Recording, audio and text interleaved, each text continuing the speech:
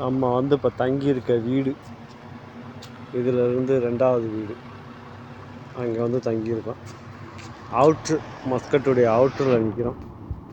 Area பற்றியெல்லாம் எப்படி இருக்குன்னு. ஏரியா அப்படி கிடக்குது. இந்த ஏரியா தான் நம்ம ஊர் கிராமங்களை விட மோசமாக இருக்குது. மஸ்கட் வந்து இறங்கிட்டோம். நம்ம ஃப்ரெண்டு ரூமில் மஸ்கட்டில் அவுட்டரு, மஸ்கட்டு கிடையாது, அவுட்டரில் தங்கத்துக்கு வந்திருக்கோம். இதுதான் மஸ்கட்டு. எப்படி இருக்குது பற்றியலா? அங்கே தெரியறதெல்லாம் ஈச்சம்பழம், பேரிச்சம்பழம் மரம்.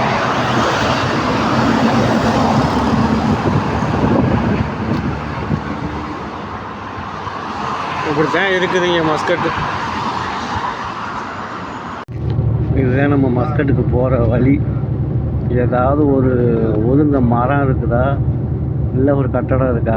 எப்படி இருக்குது இந்த பாலைவனம்? இந்த பாலைவனத்து வழியாக தான் மஸ்கட்டுக்கு 6 மணி நேரம் பயணம். இது போனால் தான் மஸ்கட் அடைய முடியும். ஃபுல்லாகவே இப்படி தான் இருக்கும் இந்த ஏரியா ஃபுல்லாகவே. இங்கிட்ட 2 பக்கமுமே அப்படி தான். நம்ம இப்போ இந்த கரைக்கு வந்துட்டோம். அந்த கரைக்கு வந்து பஸ் ஏறிட்டோம். பஸ்ஸு 6 மணி நேரம் பயணம் மஸ்கட்டுக்கு போகிறதுக்கு.